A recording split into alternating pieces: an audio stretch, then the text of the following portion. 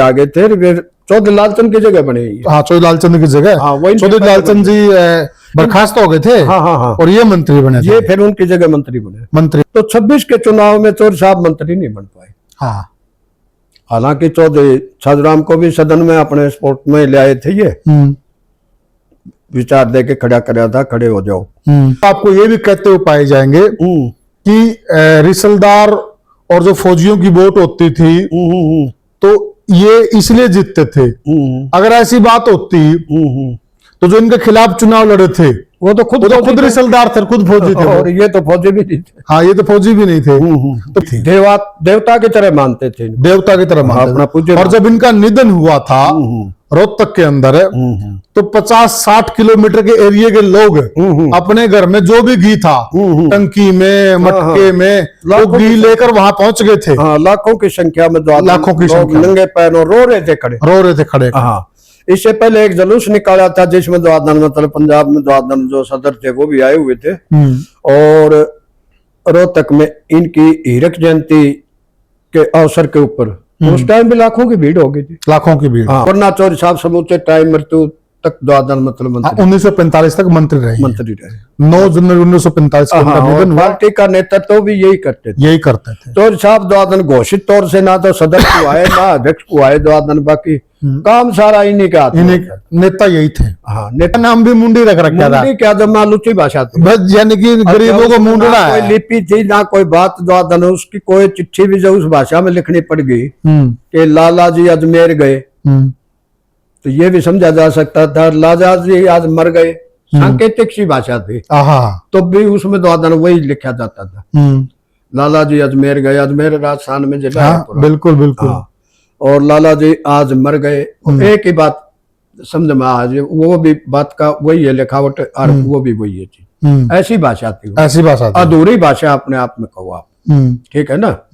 ऐसी लिपि होती थी उनकी लिखने की, द्वादन मतलब वही समझ सकते थे, वही द्वादन उस भाषा में लिखते थे। और उसमें 5 रुपया में भी वो डोगा मारा करते, उस पर 5 रुपये लिख दिए तो कलम के, और उस डोगे में जटांग फंस गई तो फिर निकलना संभव नहीं था। समझा ना, ये महाजनी युग था, समझा ना। और महाजनी युग में भी द्वादन मतलब उनके खिलाफ भी वो काम कराया तो ब्रिटिश टाइम में ब्रिटिश से ही करवाया, ब्रिटिश से ही, क्योंकि सरकार अंग्रेजों की थी। अंग्रेजों को कह के कानून बनवाए और वो जो बैंकिंग कमेटी बनाई, दूसरी रिपोर्ट दी थी भाई लोग है ना जो किसान लोग हैं उबर क्यों नहीं पा रहे हैं। किसानों को जा जाके जलसों के अंदर ये समझाया अपनी तकरीर देते हुए द्वादन मतलब कि तुम अपनी किस्मत से गरीब नहीं हो, तुम्हारे साथ तो ये चोरे हेरा फेरी हो रही है।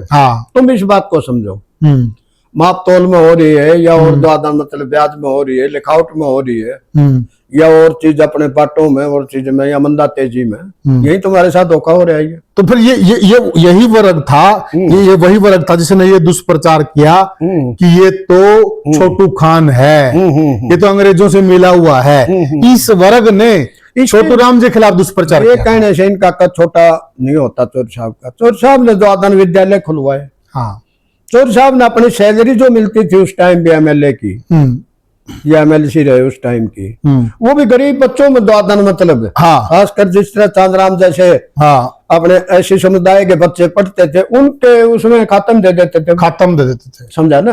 अब तुम पढ़ो भाई, तुम पढ़ाओ। थोड़ी आरंभिक शिक्षा भी हम बता दें, वो दिल्ली के सेंट स्टीफन कॉलेज से, आज भी सेंट स्टीफन कॉलेज की जो रेपुटेशन है द्वादन मतलब मैं मानता हूँ कि वो द्वादन मतलब उस जमाने में भी वही थी, आज भी वही। वहाँ दाखिला होना द्वादन मतलब बच्चे के लिए मेरिट वाले बच्चे का, मेरिट वाले का होता है। वहां से उन्होंने स्नातक की थी, बीए पास। बिल्कुल, वहां से बीए करके फिर द्वादन वो वहां चले गए आगरा LLB की डिग्री के लिए। हालांकि चौधरी छाजूराम ने 1911 में LLB की थी। हाँ, पढ़ाई का खर्चा चौधरी छाजूराम जी ने उठाया था।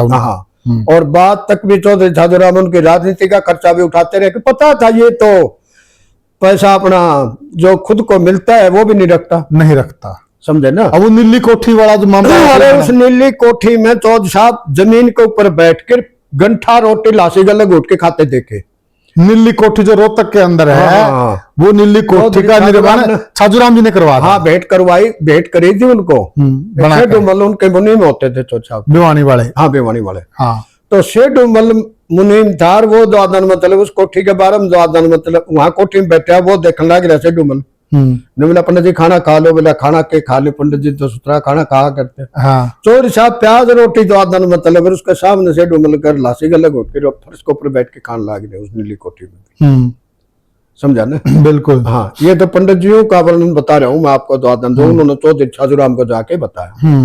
और चौधरी छाजूराम ने कहा ऐसे तो ये सारी जिंदगी दादन मकान नहीं बना पाओगा, ये कोठी इसके नाम कर दे। हाँ, ये मेरा गोद लिया लगा लो, धर्म पुत्र है। हाँ, वो धर्म के पिता थे इनके।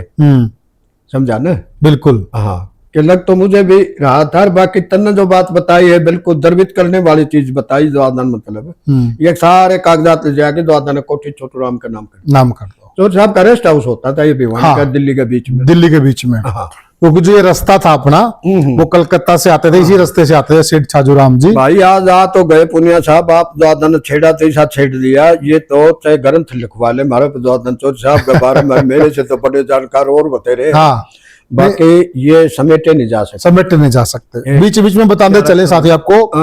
और 1911 में जब उन्होंने LLB कर ली, तो उस वक्त एक रियासत में भी उन्होंने नौकरी की। सुनना वो होती थी अपनी दादन मतलब है ये इधर कांकेर, उत्तर प्रदेश में कांकेर छोटी रियासत थी जिस रवि पिछिंग वाली थी। और राजा रामपाल सिंह के वहाँ, रामपाल सिंह के वहाँ दादन मतलब ये एक अखबार निकालते थे, राजा साहित्य से बड़ा प्रेम करते थे, एक पत्रिका भी निकालते थे वो। तो उस टाइम चौधरी साहब ने दादन संपादक की नौकरी वहाँ करी, उसका संपादन करे। हाँ, समझा ना? कुछ समय के लिए। हाँ, कुछ समय। और 1912 में फिर ये रोहतक आ गए। हाँ, रोहतक आ गई। ये रोहतक वकालत शुरू कर दी। बिल्कुल। यहाँ किसान वर्ग के 5 वकील होते थे उस टाइम। अच्छा। चौधरी रामचंद्र होते थे, और चौधरी लालचंद भी वकील थे। हाँ, वो इनसे भी सीनियर थे। और बाकी दादन मतलब कुल 5 वकील थे, उनमें चौधरी साहब भी शामिल थे। हाँ, जो किसानों के मुकदमे लड़ते थे। किसानों के मुकदमे क्या, इनके पास किसान और मजदूर के जो पैसे नहीं दे सकते थे, फीस नहीं दे सकते थे, वो मुकदमे इनके पास आते थे। या कोई कमजोर केस हो, आगरा में भी वही आए। चौधरी साहब ने वहां आगरा में प्रैक्टिस भी करी, ला करके। तो आगरा कमिश्नरी थी उस टाइम अपने? हाँ, आगरा तो हमारी कमिश्नरी पुराने टाइम में रही है। अच्छा। समझो दादन मतलब फिर ये वो भी बन गई थी, क्या नाम है अपने, दिल्ली कमिश्नरी बन गया आपने? हाँ, दिल्ली पंजाब का ही जिला होता था, और बाद में यूनियन टेरिटरी बनाई है। उस टाइम दादन दिल्ली जिला था, और हमारा कमिश्नरी भी थी। तो फिर अम्बाला बनाई कमिश्नरी अपनी, और फिर एक पंजाब का जो क्षेत्र है उसकी दादन जालंधर बनाई, और उधर लाहौर 5 कमिश्नरी होती थी। फिर आगे रावलपिंडी होती थी, आगे मुल्तान होती थी। अच्छा। ये 5 ही कमिश्नरी होती थी उस समय, दिल्ली कमिश्नरी थी, ये महापंजाब की। हाँ। अच्छा, रही बात आगरा की, तो आगरा हमारी कमिश्नरी दादन मतलब है पहले मुगलों के टाइम में ना। अरे आप कहाँ के पूछोगे दादन, आप तो बंगाल उसमें भी रह लिए। अच्छा। और क्या, बंगाल सूबा में भी कमाल की बात है। यहाँ अंग्रेजों ने अपने 3 ठिकाने बनाए थे, एक तो बम्बई, समझा, और एक मद्रास, और एक अपना कलकत्ता, समझा ना। और उन तीनों का मुख्यालय दादन मतलब बड़ा कह लो, दादन मुख्यालय तो सभी थे तीनों। उनका ऊपर वाला दादन मतलब बड़ा माना जाता था, हेडक्वार्टर दादन मतलब कलकत्ता। तो आप बंगाल उसमें थे। अच्छा। हाँ, अच्छा। और बंगाल के बाद में फिर दादन मतलब इन्होंने जो रेजिडेंसी बोली जाती थी, फिर रेजिडेंसी बना दी थी आगरा। हाँ। और आपा फिर दादन मतलब आगरा जो रेजिडेंसी थी उसका हेडक्वार्टर दादन मतलब उसको कमिश्नरी से भी बड़ा कहो, वो हमारा आगरा होता था। ठीक है ना। अपनी माल गुजारी आगरा जाती थी, ये लगा लो। आपने ये देखना हो कि भाई दादन हम किसके नीचे किसके अधीन रहे, कितने समय तक रहे हैं, तो आपने जो जमीन की माल गुजारी है ना, उस रिकॉर्ड से रेवेन्यू डिपार्टमेंट से पता चलेगा। तो हमारा माल आगरा भी गया है। अभी आपने बंगाल चुनाव के अंदर सुना होगा कि 40-45 सीट आज भी वहां एक रेजिडेंसी है, जो बोल रहे हैं उस क्षेत्र को रेजिडेंसी बोलते हैं आज भी बंगाल के अंदर। तो बंगाल रेजिडेंसी के नीचे आप होते थे। ब्रिटिश ने सोचा कि ये तो बहुत लंबा काम हो गया भाई, मतलब बड़ी रेजिडेंसी होगी, तो उन्होंने इसको भी आगरा को भी रेजिडेंसी भी बना दिया था। हाँ और आगरा कमिश्नरी भी है, वो तो आज भी है, हाँ पहले भी थी। हाँ। इसी ढंग से अपना जो कमिश्नरी फिर दादन मतलब होती थी दिल्ली। 1912 में इन्होंने फिर जाट सभा की स्थापना की। हाँ, जाट सभा की अकेले तो क्या, इन्होंने दादन जिला मुजफ्फरनगर में दादन स्थापना हुई थी इसकी। अच्छा। और फिर दादन 1906 में ही होली थी शायद। अच्छा। हाँ, तो उस टाइम दादन चौधरी साहब दादन मतलब इससे भी जुड़े रहे, इसके सम्मेलनों में हिस्सा लिया हमेशा। और अन्य संस्थाओं से भी दादन चौधरी साहब जुड़े रहे, जिस तरह रोहतक जाट शिक्षण संस्थान है या अन्य जगह, वहां लाहौर में भी दादन मतलब काफी काम किया। फिर तो जो मंत्री थे फिर तो सरकारी हिसाब से हर जगह से ही जुड़ना हो गया इनका। तो 1916 में इन्होंने कांग्रेस ज्वाइन कर ली। कांग्रेस ज्वाइन कर ली इन्होंने दादन 16-17 में तो ये बनाए थे कांग्रेस के प्रधान रोहतक के। हाँ, इन्होंने सन 2021 में छोड़ दी है। मैं बता रहा था ना कि असहयोग आंदोलन जिस टाइम उसकी तैयारी के लिए भिवानी आए हुए थे, 1920 में छोड़ दी। और पंडित नेकीराम शर्मा के प्रयास से वो भिवानी आए थे। उस टाइम इन्होंने दादन कांग्रेस विरोध खड़ा कर दिया था मीटिंग में। और पंडित नेकीराम शर्मा और श्री राम शर्मा और मातूराम हुड्डा, ये लोग कांग्रेस में रह गए। ये सतम थे कांग्रेस के जी। हाँ, ये सतम थे। और ये कांग्रेस से अलग होके जमींदारा लीग में चले गए। हाँ हाँ हाँ, जमींदारा लीग नहीं ये नहीं गए। चौधरी साहब दादन मतलब जमींदारा लीग तो स्थापना करने वाले संस्थापकों में से है। अच्छा। फजले हुसैन के साथ। फिर उन्होंने वहां से कांग्रेस से आकर जमींदारा लीग बनाई। जमींदारा लीग फजले हुसैन के साथ मिलके। अच्छा। हाँ, इसमें एक वो भी तो थे, विरक से कौन थे? विरक थे, एक मुला जाट थे, वो भी संस्थापक थे इसके। हाँ, वो भी संस्थापक उस टाइम के सारे तो जमींदार याद कौन पाऊं, बाकी दादन मतलब काफी जो उस जमाने के नेता थे ना, जिस तरह मजीठिया था और थे कई परिवार थे दादन मतलब। हाँ, स्थापना हुई है पार्टी की तो सारे ही पाने थे इसमें।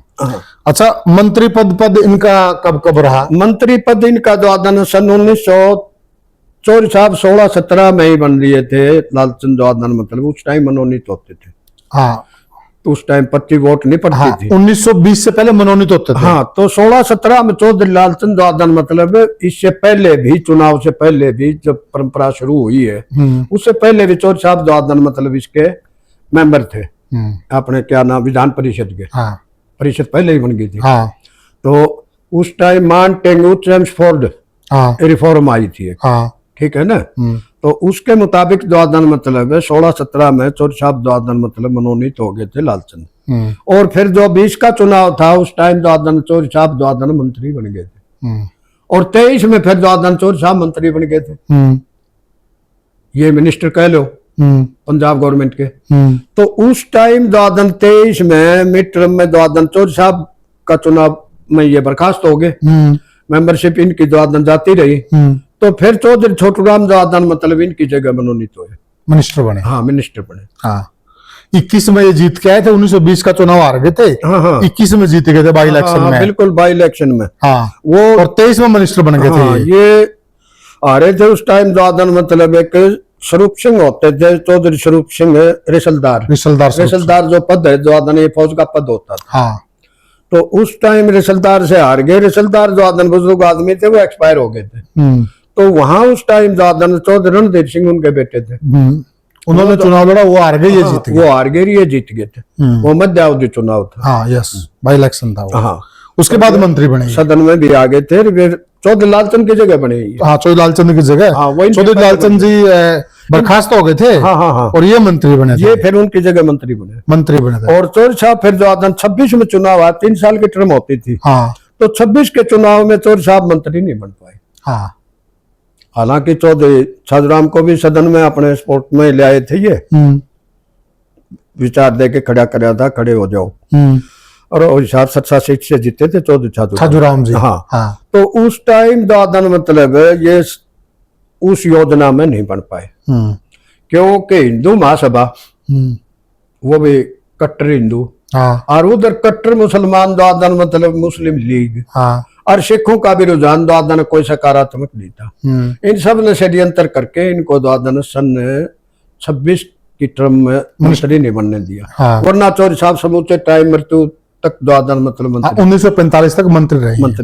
9 जनवरी 1945 को पार्टी का नेतृत्व भी यही करते थे। चौधरी साहब दादन घोषित तौर से ना तो सदस्य को आए ना अध्यक्ष को आए दादन, बाकी काम सारा इन्हीं का हाथ में इन्हें होता है। नेता यही थे। हाँ, नेता यही थे, बिल्कुल सबको पता। और कुछ साथियों, कुछ लोग आपको ये भी कहते हुए पाए जाएंगे कि रिसलदार और जो फौजियों की वोट होती थी तो ये इसलिए जीतते थे।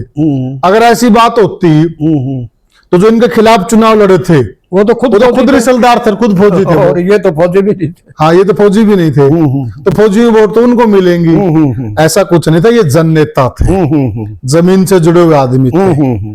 और इसीलिए आज भी फकर के साथ आप किसी भी घर में जाओगे तो आपको छोटू राम जी की तस्वीर जरूर लगी हुई मिलेगी। हर वर्ग जो धनचोर साहब को चाहता था, ये जहाँ से गुजरते थे इनके पैरों की धूल को भी मस्तक से लगाते थे लोग।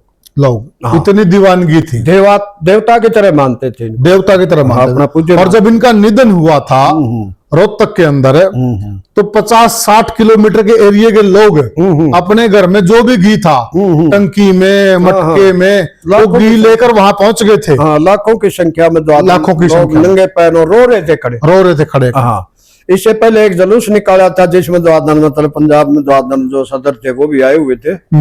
और रोहतक में इनकी हीरक जयंती के अवसर के ऊपर उस टाइम भी लाखों की भीड़ हो गई थी, लाखों की भीड़। हाँ, अरे आज के जमाने में तो बारना आगे गाड़ी ले आके खड़ी कर दे, जो बैठो फलानी चीज करो। हाँ। उस टाइम तो यही था कि तरीका द्वादन, किसी के पास घोड़ी है तो घोड़ी पे जाओ, बिल्कुल, बैलगाड़ी है तो बैलगाड़ी से जाओ, अन्यथा अपने पैदल जाओ। बिल्कुल, जो संकल्प रखते थे जान का द्वादन वो जाते थे। तो साथियों, वैसे तो चौधरी छोटू राम जी का इतना विशाल व्यक्तित्व था, इतना बड़ा इतिहास है, हम एक वीडियो में उनका इतिहास नहीं पिरो सकते। आज हमने मोटी मोटी बातें की हैं, कभी फिर आगे हम डिटेल से बातें करेंगे। आपको ये हमारी चर्चा कैसी लगी कमेंट सेक्शन में जरूर बताइएगा। मलिक साहब ने हमारे को बहुत अच्छा इतिहास बताया, हम मलिक साहब के धन्यवादी हैं इस बात के लिए। तो साथियों, फिर मिले किसी और वीडियो में, तब तक के लिए राम राम।